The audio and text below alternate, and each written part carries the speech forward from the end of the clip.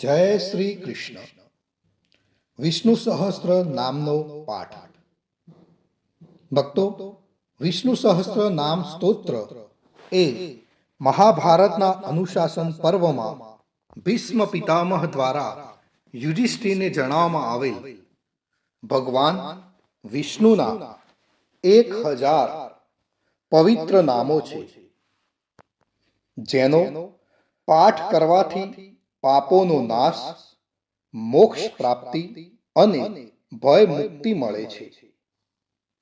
નિયમિત પાઠ કરવાથી દુશ્મનોનો નાશ, સમૃદ્ધિ અને માનસિક શાંતિ મળે છે. ખાસ કરીને તુલસી કે પીપળા પાસે બેસીને પાઠ કરવાથી વિશેષ પુણ્ય મળે છે. તો ભક્તો, આજના આ વિડીયોમાં આપણે વિષ્ણુ સહસ્ત્ર નામનો પાઠ અને વિષ્ણુ ભગવાનના 51 નામનો જાપ કરીશું. તો પાઠ શરૂ કરતા પહેલા કોમેન્ટની અંદર ઓમ નમો ભગવતે વાસુદેવાય અથવા તો જય શ્રી કૃષ્ણ લખવાનું ભૂલતા નહીં. હવે આપણે સૌપ્રથમ સાંભળીશું વિષ્ણુ સહસ્ત્ર નામનો પાઠ. વિષ્ણુ સહસ્ત્ર નામનો પાઠ આ રીતે છે. અંત વિનાના હજારો સ્વરૂપવાળા, હજારો ચરણ, હજારો મસ્તક, હજારો સાંથળ અને હજારો બાહુવાળા પરમાત્માને મારા નમસ્કાર હો. હજારો નામવાળા અને 1000 કોટી યુગને ધારણ કરનાર એવા શાશ્વત બ્રહ્મ પુરુષને મારા નમસ્કાર હો. જેની નાભીમાં કમળ છે એવા ભગવાન વિષ્ણુને મારા નમસ્કાર હો. જલમાં શયન કરનાર શ્રી વિષ્ણુ ભગવાનને મારા નમસ્કાર હો. હે કેશવ, હે અનંત, આપને મારા નમસ્કાર હો. હે વાસુદેવ, આપને મારા નમસ્કાર હો. હે વાસુદેવ, આપની વાસનાથી એટલે કે વ્યાપકતાથી ત્રણેય લોક વાસનાવાળા થયા છે અને સર્વ પ્રાણી પદાર્થના આપ નિવાસ સ્થાન રૂપ એવા હે વાસુદેવ, આપને મારા નમસ્કાર હો. બ્રહ્મ સ્વરૂપ અને ગૌ બ્રાહ્મણનું હિત કરનાર એવા દેવને મારા નમસ્કાર હો. જગતનું હિત કરનાર શ્રી કૃષ્ણને મારા નમસ્કાર હો. ગોવિંદ સ્વરૂપને મારા નમસ્કાર હો. જેમ આકાશમાંથી પૃથ્વી પર પડેલું પાણી સમુદ્રમાં જાય છે, તેમ બધા જ દેવોને કરેલા નમસ્કાર ભગવાન કેશવ પ્રતિ જાય છે. જેમાં શ્રી હરિનું ભજન પૂજન થાય છે એવા આ માર્ગને નિષ્કંટક છે અને શ્રી હરિના ભજન પૂજન વિનાના માર્ગને કુમાર્ગ જાણવો. બધા વેદો જાણવાથી જે પુણ્ય થાય છે અને સર્વ તીર્થ યાત્રાથી જે ફળ મળે છે, તે સમગ્ર ફળ દુષ્ટોનો નાશ કરનાર શ્રી વિષ્ણુ ભગવાનની સ્તુતિ શ્રદ્ધાપૂર્વક કરવામાં આવે તો પણ મળે છે. જે મનુષ્ય શ્રી હરિના મંદિરમાં નિત્ય 3 વાર પ્રભાત, મધ્યાહ્ન અને સાયકાળ 2 કે 1 વાર પણ આ વિષ્ણુ સહસ્ત્ર નામનો પાઠ કરે છે, તેના સર્વ પાપ કર્મો નાશ પામે છે. જે મનુષ્ય આ સ્તોત્રનો પાઠ ભાવ ભક્તિથી કરે છે, તેના શત્રુઓ બળી જાય છે. તેના ઉપર સર્વ ગ્રહો શાંત રહે છે અને તેના પાપ વિનાશ પામે છે. જેને શ્રદ્ધાપૂર્વક આ સ્ત્રોતોનું ધ્યાન કર્યું કે પાઠ કર્યા, તેને સર્વ દાન આપ્યા એમ સમજવું અને દેવોની ઋણા પ્રકારની પૂજા કરી એમ સમજવું.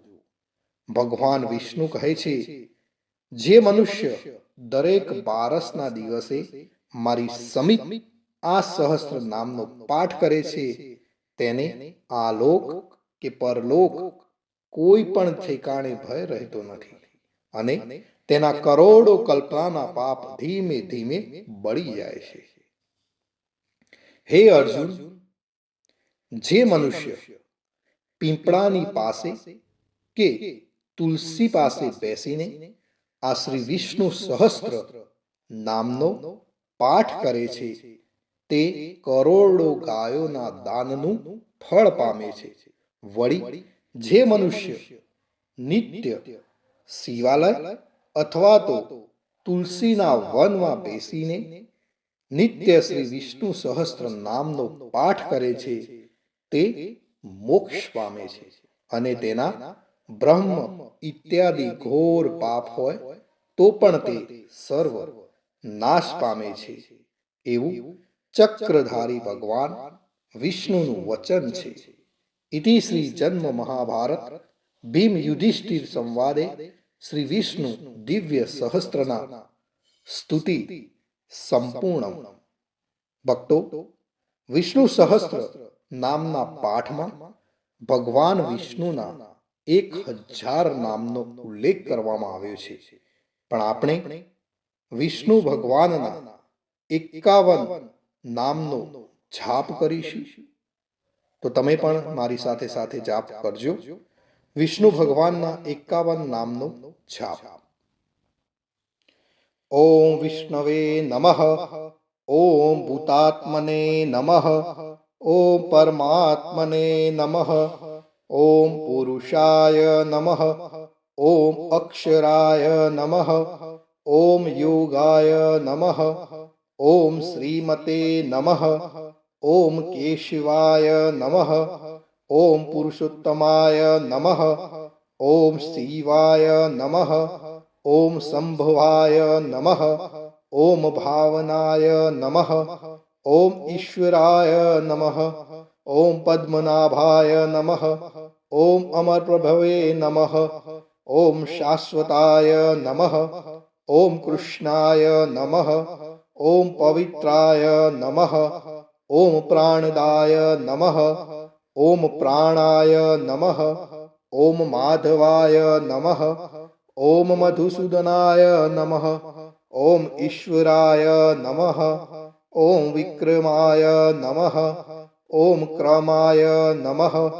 ઓમ કૃતજ્ઞાય નમઃ. ઓમ કૃતયે નમઃ. ઓમ સુરેશાય નમઃ. ઓમ શરણાય નમઃ. ઓમ શર્મણે નમઃ. ઓમ પ્રજાભવાય નમઃ. ઓમ સર્વદર્શનાય નમઃ. ઓમ અજાય નમઃ. ઓમ સર્વેશ્વરાય નમઃ. ઓમ અચ્યુતાય નમઃ. ઓમ વસવે નમઃ. ઓમ અસત્યાય નમઃ. ઓમ સમાય નમઃ. ઓમ રુદ્રાય નમઃ. ઓમ અમૃતાય નમઃ. ઓમ જનાર્દનાય નમઃ. ઓમ વેદાય નમઃ. ઓમ ચતુર્ભુજાય નમઃ. ઓમ ભોજનાય નમઃ. ઓમ વિજયાય નમઃ. ઓમ વામનાય નમઃ. ઓમ નિયમાય નમઃ. ઓમ યમાય નમઃ. ઓમ માધવાય નમઃ. ઓમ અનિરુદ્ધાય નમઃ. ઓમ ગોવિંદાય નમઃ.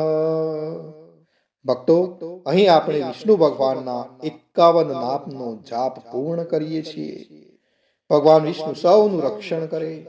કોમેન્ટની અંદર જય શ્રી કૃષ્ણ લખવાનું ભૂલશો નહીં. અને આપ સર્વેના મારા જય શ્રી કૃષ્ણ. મારા વડીલો, મારા મિત્રો, જય શ્રી કૃષ્ણ.